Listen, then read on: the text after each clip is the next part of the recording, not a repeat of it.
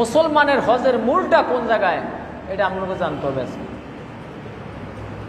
হজরে আসওয়াতের মধ্যে বাইতুল্লাহ শরীফের মধ্যে একটা পাথর আছে না, এই পাথরটা কিন্তু হাজ্জাজ বিন ইউসুফ একজন জালিম বাদশা ছিল।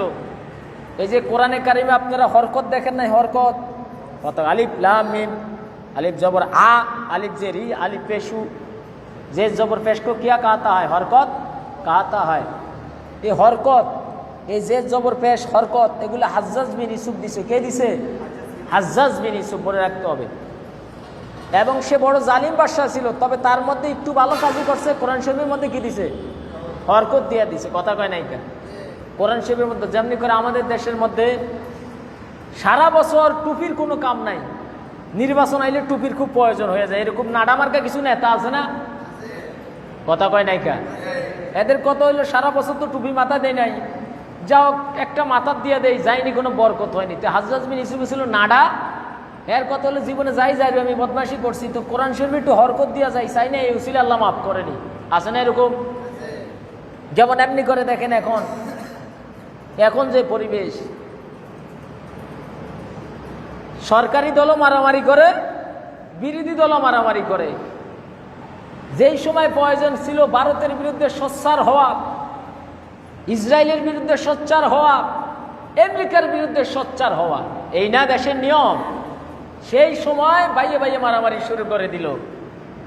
বিএনপি আর জামাত মারামারি করে, মধ্যখান দিয়া ওই পাড়ের থেকে বড় শয়তানে রেফারির আকারে বাঁশি বাজাইয়া আনন্দ উল্লাস করে। ঠিক কিনা গণ?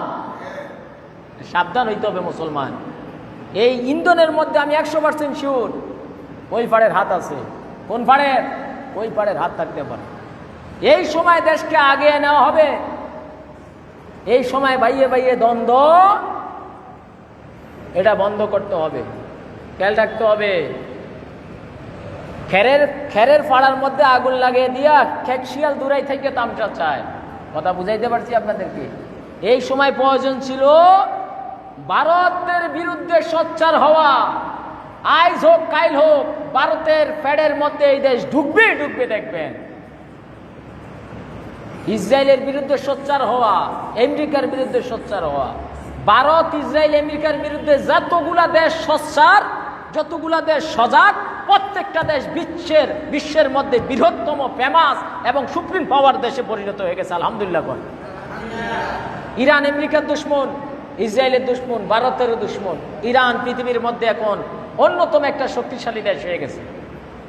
তো ভারত, আমেরিকা আর ইসরায়েলের লগে যে যত বেশি ফিরিত করবে, ওই দেশের উপরে তত বেশি খোদাই গজব পড়বে। সেই গজবের নমুনা কিছু আমাদের দেশে দেখা যাচ্ছে। আল্লাহ যেন এই দেশকে হেফাজত করে, বলে না আমিন।